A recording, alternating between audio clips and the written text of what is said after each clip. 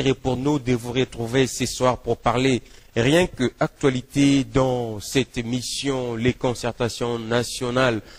Où en sommes-nous aujourd'hui avec l'accompagnement confirmé de Denis Sassou Nguesso aux côtés du présidium assuré par Aubin Minakou et Kingo Adondo. Où est-ce que nous en sommes aujourd'hui? Nous en parlerons ce soir avec toutes les répercussions possibles. Ce rendez-vous manqué, Étienne Tshisekedi et Denis Sassou Nguesso dans cette émission, avec le président de l'Alliance des sociodémocrates ASD, le président Ben Kalala. Bonsoir, président. Bonsoir. Comment vous vous portez, président? Très bien, merci. Président national, vous quittez de acteur politique indépendant, vous êtes président d'un parti politique aujourd'hui. Qu'est-ce qui a changé dans vous? Bon, rien n'a changé puisque la lutte reste la même. C'est seulement que nous avons pris une autre dimension. Vous savez, il y a une différence quand même quand on est pour personnalité politique indépendante et quand on affiche ses couleurs. J'étais toujours dans l'opposition et je reste dans l'opposition. L'ASD, l'Alliance des sociodémocrates, c'est un parti qui a déjà 22 ans d'existence. Il est né en 1991. Donc, le parti est resté dans l'opposition. Donc, j'ai vu la constance du parti. C'est ainsi que, quand on m'avait approché puisque en fait, avant, j'étais membre de soutien, membre d'honneur et de soutien à partir de l'extérieur. Et il fallait redynamiser le parti. C'est ainsi que j'avais accepté, avec plaisir, la décision que l'Assemblée générale qui s'était tenue à Kintambo le 21 juillet, selon laquelle le parti devait être dirigé par moi qui vous parle, pour arriver à le redynamiser et à focaliser sur les objectifs de ce parti. En fait, c'est la conquête du pouvoir. Vous restez toujours au sein de l'opposition et au sein de FAC? Absolument, au sein de l'opposition d'abord et ensuite au sein de FAC, puisque l'ASD a signé, est signataire de la charte des forces acquises au changement en tant que regroupement politique, et dont je suis aussi cofondateur. Alors, là, vous êtes aussi le coordonnateur adjoint en charge de la diplomatie. Diplomatie et diaspora. Vous gardez toujours cette responsabilité tout en étant président d'un parti politique? Oui, absolument, puisque rien n'empêche, puisque le coordonnateur actuel des forces acquises au changement, la personne de Martin Fayoulou, est président national de l'ICD, son parti politique. Donc, comment se portent ces FAC? Parce que on a appris aussi un peu, même si vous ne le dites pas, mais en tant que journaliste, comment se porte le FAC aujourd'hui? Le FAC se porte bien, à ma connaissance, il n'y a pas de problème. Sa lutte, elle est toujours légitime? La lutte est toujours légitime, la constance est là, la lutte est légitime, il y a les points de vue qui sont aussi partagés par d'autres formations politiques, pas seulement les partis politiques, mais aussi des regroupements politiques, d'autres regroupements politiques, comme les autres FAC, puisque la déclaration qui avait été faite le 1er juillet, ce n'était pas seulement les forces acquises au changement, c'est une déclaration qui est venue des partis politiques de l'opposition. Donc il y a beaucoup de points communs dans la déclaration des forces acquises au changement qui siège à l'ECD, le parti de Martin Fayoulou aujourd'hui, et aussi les forces acquises au changement, opposition, qui siègent sur avenue Kabinda dans la commune de Kinshasa. Bon, les revendications sont les mêmes, mais c'est seulement les mots qu'on utilise sont un peu différents, mais nous sommes dans la même lutte. Il n'y a pas de polémique pour dire qu'il y a les autres FAC et ainsi de suite. Bon. Président national de l'ASD, Ben Kalala, le pays s'apprête à accueillir les concertations nationales initiées par le chef de l'État, Joseph Kabila. ASD va participer à ces assises? L'ASD, en tant que parti de l'opposition, soutient la déclaration des partis politiques qui avait été faite le 1er juillet, comme je l'ai dit, et aussi l'ASD soutient la déclaration politique qu'avaient faite les députés de l'opposition le 14 août 2013. À cette déclaration, en fait, cette déclaration la plus récente. Oui, on peut avoir une idée sur cette déclaration. La plus récente, cette délégation conduite par l'honorable Sami Badibanga, avait posé certaines conditions, certains préalables, entre autres la rencontre d'Étienne Tshisekedi avec le président Sassou Nguesso, avant toute autre chose, puisque Monsieur le président du Congo d'en face, en tant que accompagnateur, pas médiateur, puisqu'il y a une différence entre accompagnateur et médiateur, en tant qu'accompagnateur de ce processus, de ce dialogue, de cette concertation, quel que soit le nom que certains veulent utiliser, après avoir rencontré Joseph Kabila, Aubin Minakou et Léon Kengo Adondo, il s'avérait que c'était vraiment important qu'il rencontre aussi la partie, l'élément manquant qui est considéré, qui fait partie qui est partie prenante dans la crise que nous avons actuellement. C'est le cas de l'UDPS, le cas du président Tshisekedi. Donc ça c'est une des revendications. Un des préalables que cette déclaration politique faite le 14 août 2013 par les députés de l'opposition, toutes tendances confondues, hein. C'est pas un parti politique. Mais ça a été respecté. Denis Sassou Nguesso a lancé l'invitation à Tshisekedi, qui n'a pas répondu favorablement. Il y a un rendez-vous manqué, vous le savez. Oui, je vais répondre à cette question, mais je vais avancer. Je vais dire aussi je vais ajouter deux petites choses qui sont importantes, qui étaient aussi mentionnées dans cette déclaration. Le partage du pouvoir n'était pas l'objectif, ne doit pas être considéré comme étant l'objectif du dialogue attendu. Ça fait partie de la déclaration. Donc nous sommes opposés. Ils se sont opposés, les députés qui ont signé de l'opposition. Et vous soutenez cette demande? Absolument, absolument. Le partage du pouvoir ne peut en aucun cas être l'objectif majeur de ces concertations. Ça peut être une finalité. Ce n'est pas sous cet angle-là. Ce n'est pas sous cet angle-là que nous, à l'Alliance des sociaux-démocrates, à l'ASD, voyons les choses. Parce que, John, il ne faut pas que les députés ou les opposants ou les membres de l'opposition, pas seulement les députés, puisque l'opposition est aussi extra-parlementaire, tombent dans le piège. Moi, je considère cela comme étant un piège. Pourquoi? En quoi c'est un piège?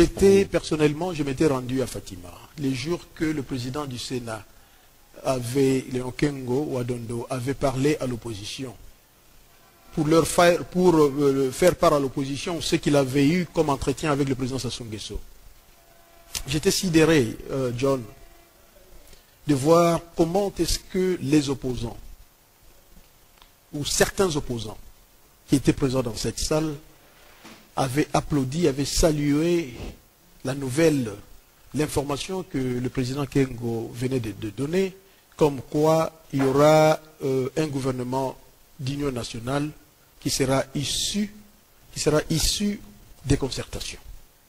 Ça, c'est un piège. Pourquoi je le dis? Vous savez, ce gouvernement, l'actuel régime, qui dirige par défi d'abord, puisque nous savons tous ce qui s'était passé en 2011, les élections de 2016. On vous invite aux concertations nationales. Qui a continué à diriger le pays par défi. Puisque quand l'opposition avait tiré la sonnette d'alarme, qu'il fallait tenir un dialogue franc et sincère entre Congolais pour discuter de ces problèmes, de la crise de légitimité, des élections bâclées, des élections mal organisées, de la tricherie, de la fraude, telle que reconnue par plusieurs organismes internationaux. Mais comment on va y remédier si vous refusez le partage du pouvoir? Le partage du gâteau, que moi j'appelle gâteau empoisonné, le partage du gâteau ne doit pas... C'est un piège. Pourquoi? Puisqu'ils ont dirigé pendant 2 ans, presque 2 ans et demi. Vous allez partager les gâteaux avec eux pour commencer à diriger pour les 2 ans qui restent dans ce mandat ici. Et à la fin du mandat, mais John, ceux qui dirigent maintenant, ils peuvent encore se repositionner pour se présenter aux élections de 2016, puisqu'ils auront comme argument qu'ils n'avaient pas dirigé seuls. Donc le mandat tombe caduc, puisque les résultats, si on va en parler, les résultats, on va dire, bon, les élections étaient mal organisées, bon, tout tombe caduc, y compris le mandat. Cela donne raison, cela permettra au président Kabila de se présenter encore en 2016. Vous lui reprochez d'être un président élu par tricherie. Aujourd'hui, il vous convie autour de la table pour discuter de cette question. Nous pensons... Mais pourquoi dire le contraire aussi? Non, ce n'est pas le contraire. Nous pensons que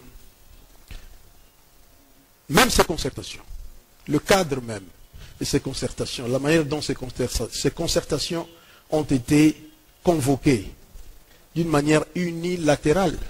Il fallait d'abord mettre en place un comité préparatoire.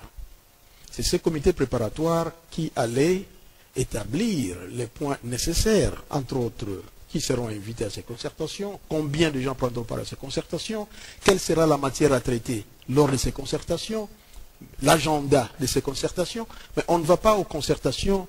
Joseph Kabila est partie prenante dans cette histoire et fait partie de la crise politique que nous avons dans ce pays, et c'est lui qui convoque. Selon l'opposition. Selon l'opposition, évidemment, je parle au nom de l'opposition. Ça, c'est la position de l'ASD. Même si ce n'est pas légitime. Un membre on respecte quand de même la majorité de l'opposition. La majorité présidentielle ne parlerait pas en ces termes. Donc je parle au nom de l'ASD.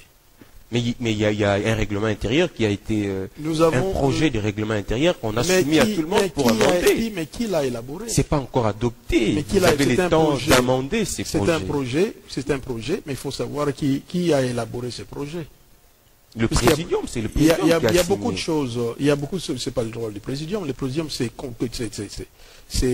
diriger le processus une fois mis en place après les travaux de préparatoires. Mais pourquoi est-ce que la crise de légitimité ne pouvait pas être dans l'agenda de ces concertations? Or, nous savons tous que tout a commencé avec les élections de 2011. Le processus de démocratisation, on fait allusion, entre autres, à ce qui s'est passé en 2011.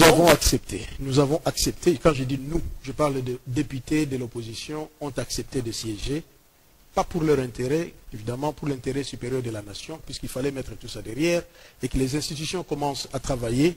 Ils sont allés au Parlement. En violation avec les instructions de Tshisekedi. Bon, Tshisekedi représente le parti politique de l'opposition, l'UDPS. Bon, retenez, l'UDPS c'est un parti politique comme tout autre parti politique dans ce pays. À la différence que l'UDPS a présenté un candidat aux élections présidentielles qui selon l'opinion, tant nationale qu'internationale, avait acquis la confiance du peuple congolais et était élu président de la République. Donc, l'UDPS est dans ses droits aujourd'hui si, en tant que parti politique, s'il pense que c'est le président Étienne Tshisekedi qui est le président élu de cette République. Mais là où je veux en venir, ce n'est pas Étienne Tshisekedi qui peut bloquer. Ce n'est pas Étienne Tshisekedi, puisque vous venez de faire allusion à Étienne Tshisekedi. Le blocage aujourd'hui. Et ce n'est pas Étienne Tshisekedi, le président Étienne Tshisekedi, qui peut bloquer le développement ou la marche politique ou le processus de toute une nation. Et ce n'est pas aussi l'UDPS, ce n'est pas non plus l'UDPS en tant que parti politique qui peut diriger toute la nation en ce moment précis. Il y a quand même des partis politiques de l'opposition dont les revendications doivent aussi être prises en compte. Donc, c'est ainsi que les députés de l'opposition avaient accepté d'aller siéger, comme vous l'avez dit, malgré le mot d'ordre donné. Je dis bien malgré le mot d'ordre. Tshisekedi n'avait pas interdit aux députés de siéger au Parlement. Il avait considéré, puisqu'il y a des gens qui ont placé les mots dans sa bouche, il avait considéré le Parlement d'immoral. Mais il n'avait jamais dit non, pour que quelqu'un vienne prouver ça aujourd'hui, même ceux de l'UDPS. Mais pourquoi ces députés sont radiés? On ne parle pas de l'UDPS, effectivement, mais on parle de Tshisekedi aujourd'hui. J'ai posé une question qui est en souffrance. Il a dit non à l'invitation de Denis Sassou Nguesso. Le rendez-vous a été manqué. Oui. C'est ridicule pour... Bon, je ne peux pas considérer cela comme ridicule, puisque là, ce sont vos mots. Je pense seulement que nous aurions souhaité, nous, à l'ASD, nous aurions souhaité que cette rencontre ait lieu. Bon, au moment précis, nous savons que le président, depuis hier, nous savons que le président Tshisekedi, avant-hier plutôt, ne s'était pas rendu au rendez-vous, mais plutôt il a été représenté par son directeur de cabinet, qui était en fait l'émissaire, qui avait reçu l'invitation en main propre de la présidence du Congo-Brazzaville, et aussi qui serait aussi parti, qui serait aussi rentré de l'autre bord, l'autre rive, pour présenter, c'est pas moi, des excuses. Mais jusqu'à présent, nous n'en savons pas. Quelle pouvait être la portée de cette rencontre? Parce que vous souhaiterez... Vous savez, je le dis ici, puisque Sassou avait rencontré les personnalités dont je venais de citer le nom. le président Kabila, le président Kengo, le président Aubin Minaku. Il y avait une partie importante de la crise actuelle congolaise qui manquait, c'était la personne de Etienne Tshisekedi. Donc, les députés de l'opposition, en date du 14 août 2013, avaient posé cela comme préalable. Dieu merci, cela avait été pris en compte et l'invitation était faite en bonne et due forme. L'invitation était remise à l'émissaire du président Tshisekedi en la personne de Albert Mouleka, son directeur de cabinet. Et s'il y avait refus, je pense s'il y avait un problème, nous on aurait souhaité que le président national de l'UDPS aurait pu faire de mieux de communiquer à son hôte bien avant, mais nous ne savons pas non plus exactement à ce moment où je vous parle, je ne sais pas, notre parti ne sait pas exactement qu'est-ce qui avait milité, qu'est-ce qui avait causé ce rendez-vous manqué. Aussi longtemps que nous n'avons pas encore tout. Alors, ce que moi je demanderais, c'est en tant qu'analyste, qu'est-ce qui peut être à la base de ces refus? Bon, en tant qu'analyste, puisqu'on ne peut pas analyser sur une chose quand on n'a pas tous les éléments en place.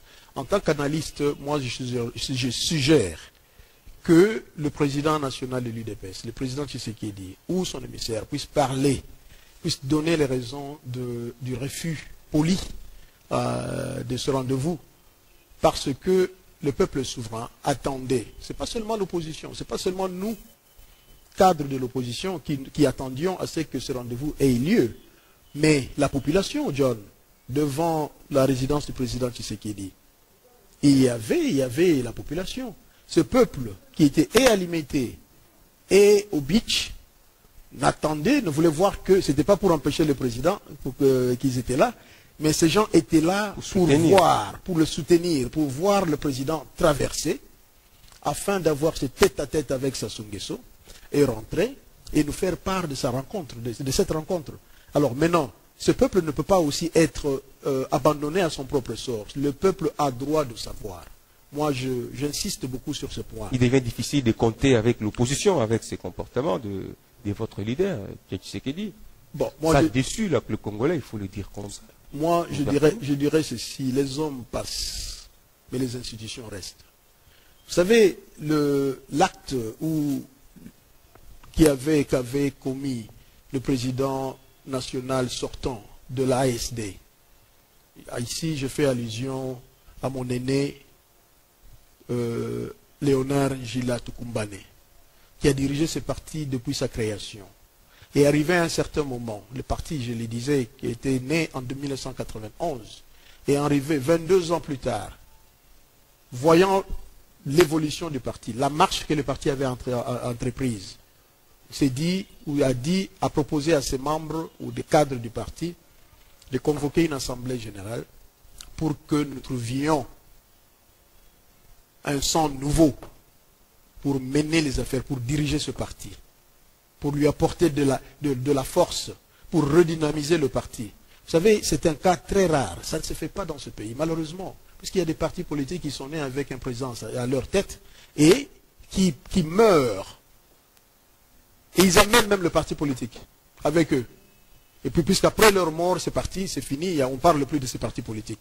Donc, c'est que monsieur le président sortant de l'ASD a fait, c'est un exemple à suivre. Pourquoi je le dis? Puisque vous venez de parler de Tshisekedi. Vous avez dit que le comportement de Tshisekedi a déçu. Moi, je pense, j'ai répondu en disant que les hommes passent, mais les institutions restent. Si aujourd'hui Tshisekedi n'était pas là, cela ne bloquerait pas la machine de l'opposition. Si quelque chose lui arrivait aujourd'hui, nous n'allons pas dire qu'au Congo, il n'y a plus d'opposition. C'est ainsi que je dis que l'UDPS est un parti comme tout autre parti. Nous, à l'ASD, nous nous attendions à cette rencontre avec Sassou Nguesso. Comme la rencontre n'a pas eu lieu, au lieu de spéculer là-dessus et dire que voilà, Tshisekedi a saboté, a craché sur le rendez-vous avec Sassou Nguesso, nous demandons plutôt à ce que le peuple, comme l'UDPS a dit en 2011 aux élections, le peuple d'abord.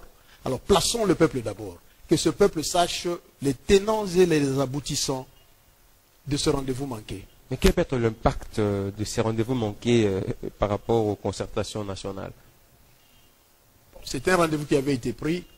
Je félicite en passant le président du groupe parlementaire IDPS et Alliés, Sami Badibanga, d'avoir travaillé durement pour poser cela comme étant préalable. Et le préalable avait été accepté et il a fait son travail. Maintenant, l'opposition doit s'assumer. L'opposition doit en tirer les conséquences. Alors, c'est difficile de vous dire sur ce plateau ce que l'opposition doit faire. C'est qu'ici, l'opposition... Mais une chose que je sais, l'opposition continue sa lutte. Mais, vous avez cité les opposants, le député de l'opposition qui ont exigé ceci dans leur déclaration. Cela prouve qu'ils ne sont pas en communion, en contact avec Tshisekedi, qui a rejeté leur demande. Bon, non, mais John, s'il n'était pas en contact en communion avec Tshisekedi, mais Tshisekedi avait accepté l'invitation. Tout en sachant que l'invitation, peut-être il n'a pas su. J'ai le doute fort. Sans toutefois adhérer à la démarche. Oui, j'ai doute fort que Tshisekedi n'ait pas su d'où la démarche est venue. Qui avait initié cette démarche. Le président Tshisekedi est un homme qui est très informé. Il est très informé, donc il sait qu'il y a une lutte qui a été menée, la démarche a été menée au sein de l'opposition, et probablement qui avait initié cette démarche pour qu'il y ait invitation et qu'Albert Moleka puisse traverser notre fleuve pour aller retirer l'invitation en main propre. Donc, le président Tshisekedi était déjà au courant de cette démarche probablement, et il sait déjà de qui il s'agit. Mais c'est pour vous dire que je ne crois pas que les députés signataires de cette déclaration n'ont pas contact avec Tshisekedi. Je doute très fort. Alors, Président, nous revenons à Kinshasa avec ce qui s'est passé. On aurait pu croire que ça pouvait décanter la situation, aider les choses à évoluer. Maintenant, qu'est-ce qui va se passer avec nos concertations nationales sans effectivement Tshisekedi qui a déjà dit non et qui reste toujours dans sa position radicale, que l'UDPS ne pourra pas participer à ces concertations? Comment ça va se passer sans UDPS dans ces concertations nationales? Vous savez, je disais bientôt là, pour l'intérêt supérieur de la nation, on ne peut pas bloquer tout un peuple. On ne peut pas bloquer tout un peuple, puisque la politique, c'est un monde de compromis. Moi, je vais déplorer, s'il en était ainsi, je déplorerais la position de l'UDPS si l'UDPS s'absentait à ces concertations et que les préalables posés par l'opposition étaient rencontrés, étaient satisfaits. Je ne sais pas si vous avez compris ce que j'ai dit. C'est-à-dire? Je déplorerais, je dis bien, je déplorerais si, et seulement si, les préalables posés par l'opposition étaient satisfaits et que l'UDPS, en tant que parti de l'opposition, je dis bien en tant que parti politique de l'opposition, décidait à ne pas prendre part à ces concertations. Et que pensez-vous de la lutte de l'impérium que mène Tshisekedi actuellement par rapport à ce qui s'est passé en 2011? Je pense que cette question devrait être posée. Je ne suis pas la bouche autorisée de l'UDPS. Je pense que c'est l'une des conditions aussi. Je suis membre, je suis notre parti, mon parti, l'Alliance des sociaux-démocrates, ASD en sigle, est un parti de l'opposition. Nous avons soutenu la candidature de Etienne Tshisekedi lors de ces élections, puisque nous avons œuvré au sein de la dynamique Tshisekedi président. Mais, en fait, toutefois, nous ne pouvons pas, nous ne sommes pas, ou je ne suis pas mieux placé pour parler de certaines choses qui ont trait à l'UDPS, puisque je n'en suis pas la bouche autorisée. Je pense que cette question-là, vous pouvez bien faire venir le porte-parole de l'UDPS, par exemple, et lui poser certaines questions relatives à l'UDPS particulièrement. Moi, je peux parler des choses qui intéressent la nation, quand il s'agit par exemple des concertations nationales, quand il s'agit de la position de l'opposition, compte tenu de ce dialogue congolais, le dialogue inclusif que nous voulons, que nous voulons sincère et franc, là, on peut parler. Mais quand il s'agit de prendre position, ou qu'est-ce que l'UDPS va faire, il serait mieux, John, de faire appel... Il devient difficile aussi d'harmoniser les vues. Hein.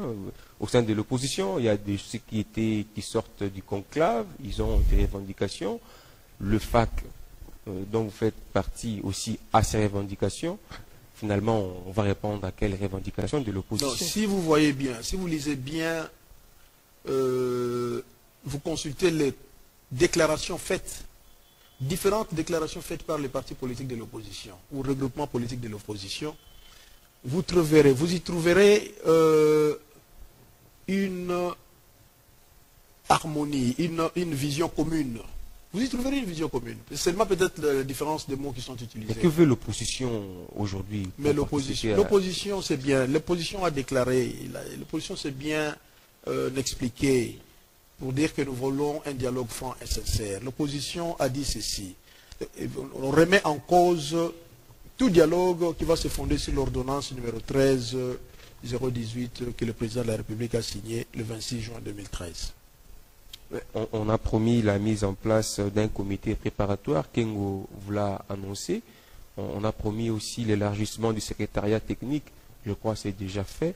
Alors qu'on a à plus de 70%, les revendications ont trouvé satisfaction, donc on peut s'attendre à votre participation. Non, mais vous disiez 70%, les revendications ont trouvé satisfaction. Vous faites allusion à quoi? Vous faites allusion à la désignation de Sassou Nguesso comme accompagnateur et non comme médiateur. Par exemple. Non, mais si vous faites allusion à cela n'est pas vrai, puisque s'il faut s'en remettre aux résolutions, plutôt à la résolution 2098 pour les Français, il fallait que Mary Robinson fasse partie des médiateurs. Il s'agissait de l'envoyé spécial des Nations Unies et de la représentante ou du représentant spécial pour les pays pour la région des Grands Lacs. Mais nous avons devant nous Sassou Nguesso, qui, selon Kengo Adondo, ce qu'il nous avait dit à Fatima, n'allait qu'accompagner le processus, qui nous a donné sa disponibilité. Il y a une différence entre la disponibilité et son engagement. Ce n'est pas lui qui va modérer, qui fera la médiation. Mais il s'est mis à notre disposition, nous, les Congolais, 24 heures sur 24, nous pouvons faire appel à lui quand nous en aurons besoin. Mais, donc ça, ce n'est pas dans la résolution 2098. Hein. Ce n'est pas dans la résolution 2098. Mais, selon l'ordonnance sortie, qui a convoqué ces assises, qui en a déjà donner le point à traiter et la manière de le faire sans passer par le comité préparatoire tel que suggéré par l'opposition. Vous savez que rien ne sert de courir, il faut partir à point. Ce qui m'étonne, c'est la rapidité avec laquelle on est en train de faire cette histoire. Et nous, Congolais, nous sommes champions dans ce domaine. Vous l'avez exigé. Vous avez vu la rapidité avec laquelle on est passé pour organiser des élections de 2011. La même chose. Et les mêmes causes produisant les mêmes effets. Quand est-ce que nous, en tant que peuple responsable, nous allons, ou dirigeants responsables de l'opposition ou de la majorité présidentielle... Mais ces concertations sont l'une des recommandations, l'un des engagements de l'RDC pris dans l'accord cadre qui ne prévoit pas d'une médiation ou une facilitation internationale. Non, mais dans l'accord cadre, si vous lisez bien l'accord cadre, vous allez trouver que dans cette résolution 2098, c'est bien précisé, c'est bien dit, hein, c'est bien dit que sous les bons offices, c'est pas médiation de la communauté internationale, entre autres on a cité l'envoyé spécial et le représentant spécial de Grand Lac. Hein, de bons offices. Donc c'est un accompagnement. Vous êtes un internationaliste. Une médiation internationale. Mais où est-ce que nous en sommes aujourd'hui? Vous êtes par bons offices. Vous êtes un internationaliste, président Benkala. Non, mais les bons offices, c'est-à-dire que les personnalités citées, hein, ou les personnalités citées dans cet accord, les personnalités citées devraient nous faciliter la tâche, devraient être facilitateurs de ces concertations. C'est tout à fait normal, c'est clair. Il n'y a pas à expliquer. Mais où est-ce que nous en sommes aujourd'hui? On met en place un présidium qui avait été consulté par le président Kabila pour nommer M. Kengo, le président Kengo Adondo et Obamidakou comme former ce présidium. Il a consulté qui? Est-ce qu'il avait consulté l'opposition? Non. Alors vous avez été consulté. C'est clair, non, vous êtes passé John, en sur ce point-là, le présidium a été mis en place d'une manière unilatérale. Nous avons lu, nous avons entendu lire l'ordonnance présidentielle le 26 juin. Et c'est tout, c'était déjà fait. Il suffisait seulement de dire Amen. C'est le président qui a pris l'initiative, c'est lui aussi qui... Là aussi, c'est pas vrai. C'est lui qui avait le pouvoir de fixer la date, d'annoncer la tenue. Là aussi, c'est pas vrai, John, puisque le président Kabila a parlé de concertation nationale pour la cohésion nationale au mois de décembre. Or, déjà au mois de juin, dans une des résolutions du Conseil de sécurité des Nations Unies, sous l'article, l'alinéa 14B, 14A et 14B, vous allez trouver que on parlait déjà du dialogue. Quand je parle de bons offices qui devaient être accompagnés par le représentant spécial des Grands Lacs et l'envoyé spécial des Nations Unies en RDC, c'était le dialogue. On parlait déjà du dialogue. Le président de la République en a parlé au mois de décembre.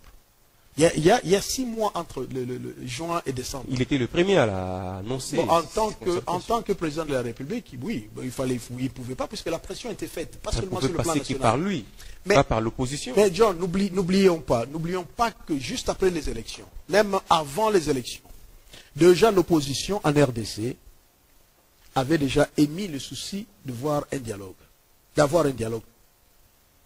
Alors, après les élections chaotiques que nous avions connues de Ngoï Mulunda, la même opposition politique avait émis encore son souci.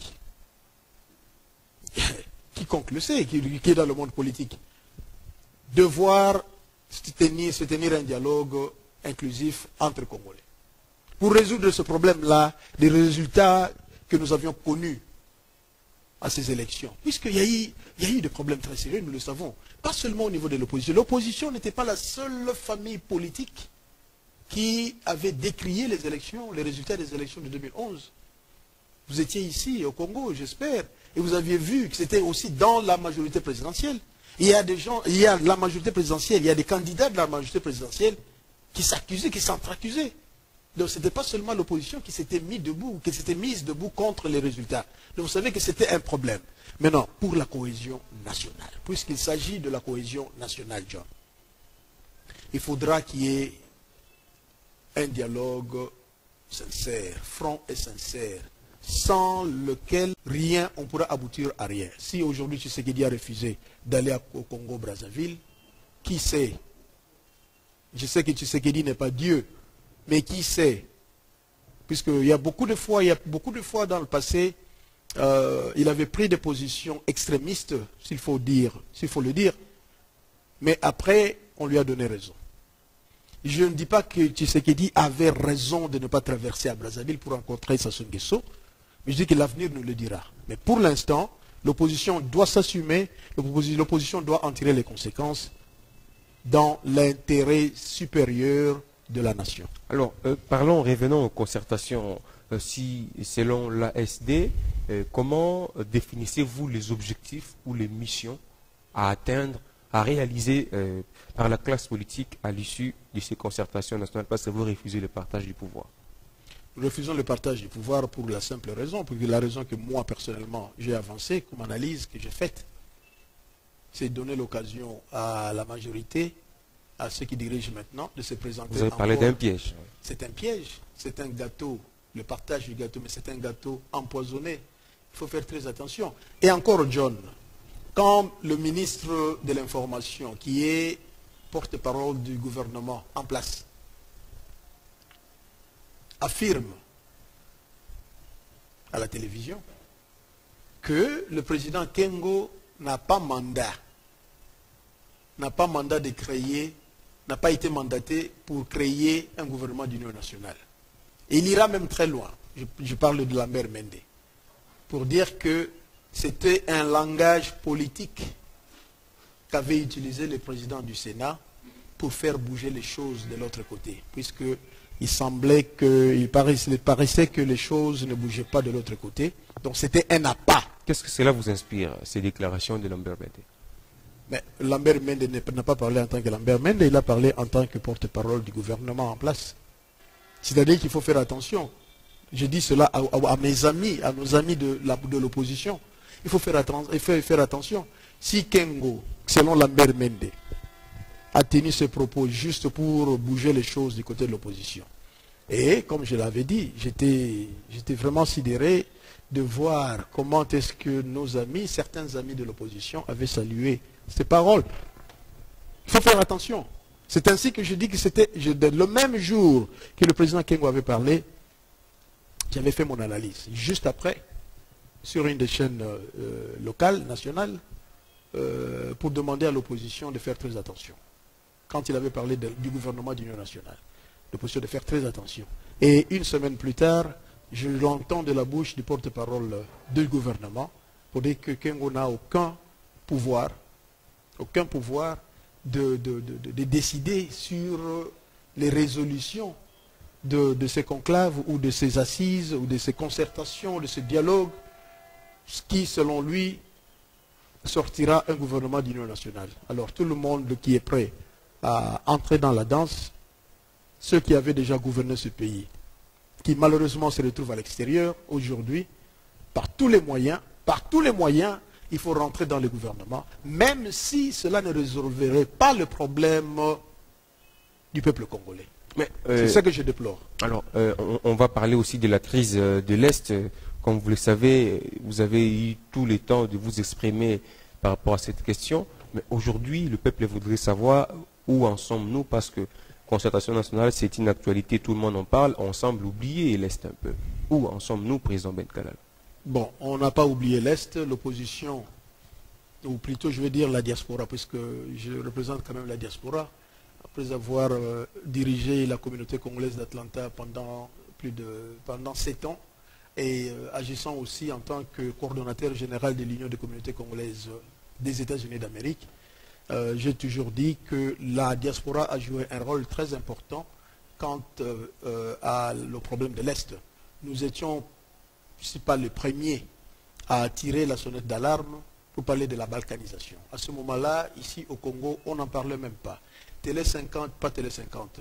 Le potentiel, le groupe Le Potentiel est venu après, commençait à parler de la balkanisation, on suivait à la télévision, non à la balkanisation, et les autres ont emboîté les pas. Donc, la guerre de l'Est intéresse tout le monde. La guerre de l'Est ne peut pas être omis. Le sujet de la guerre de l'Est ne peut pas être omis dans les concertations qui pointent à l'horizon. C'est un des points majeurs, puisque sans la paix, John, il n'y a pas de développement, puisqu'il n'y a pas d'investissements étrangers. Au risque de perdre, puisque quand les investisseurs étrangers viennent dans un pays, il y a certains préalables qu'ils posent. Hein. Il faut quand même qu'il y ait une stabilité. La stabilité, sans la paix, il n'y a pas de stabilité économique. Alors, il faudra mettre fin à cela. Nous avons perdu plus de 6 millions d'âmes à l'est du pays, plus de 2 millions de déplacés dans notre pays, des réfugiés dans notre pays, qui errent encore. Il y a des Congolais qui errent encore à l'extérieur, dans la brousse, dans leur propre pays, aujourd'hui. Alors, comment penser que le problème de l'Est ne puisse faire partie du dialogue? Non. Ça doit être là, ça doit être dans les concertations, ça doit être traité dans les concertations pour savoir pourquoi cette guerre continue pourquoi cette guerre perdure. Pourquoi? On doit nous expliquer. Quel est le sort que le gouvernement en place a réservé à ceux qui hier étaient considérés comme traîtres, qui ont vendu les armes? Je parle ici du cas d'Ami Sifo Tangofor. Où est-ce qu'on en est maintenant? Est-ce qu'il y a eu des sanctions qui ont été prises? Puisqu'on dit toujours... Tangofor n'est pas seul, il faut citer aussi Roger Lumbala, Mboussa Nyamwisi.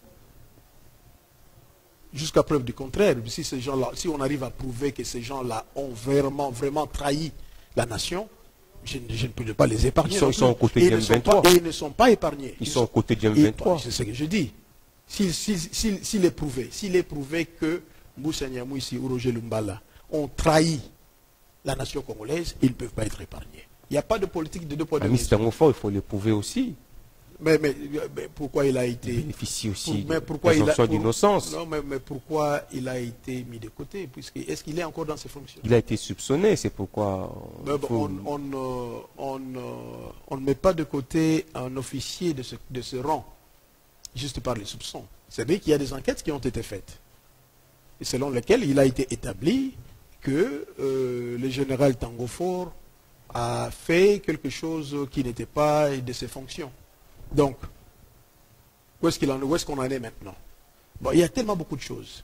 Pourquoi les forces armées de la République démocratique du Congo, qui hier étaient critiquées, aujourd'hui, on peut voir qu'elles ont fait quelque chose sur le terrain, qu'elles ont changé la donne. Pourquoi? C'est parce que toute la pression faite sur le gouvernement a fait que les FARDC soient équipés, mieux équipés, je dis bien. Ils ne sont pas encore bien équipés, mais mieux équipés par rapport à leur situation d'il y a 2 ans. Et je suis très ravi d'entendre les membres du Parlement, de ce gouvernement passer à la télévision, dire qu'ils sont mieux équipés maintenant, et puis nous voyons les résultats. Il faut les féliciter, c'est que vous avez revendiqué depuis tout le temps. Il faut féliciter le gouvernement. Non, mais depuis après l'avoir critiqué dans la gestion de l'armée nationale. Est-ce qu'il avait fallu que nous perdions plus de 6 millions? Est-ce qu'il avait fallu d'abord d'attendre à ce que nous ayons plus de 2 millions de déplacés, des femmes et des filles violées dans notre pays, pour que le gouvernement puisse bouter l'ennemi dehors?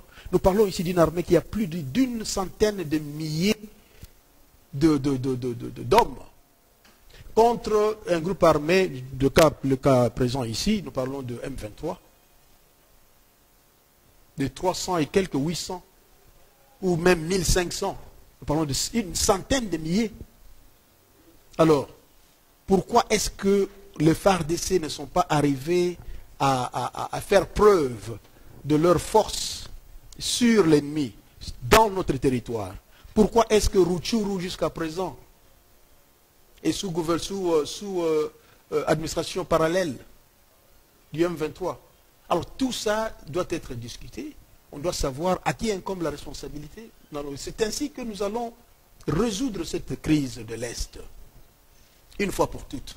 Ça a trop duré. L'aspect politique ne vient pas marcher sur les efforts fournis sur le plan diplomatique et militaire?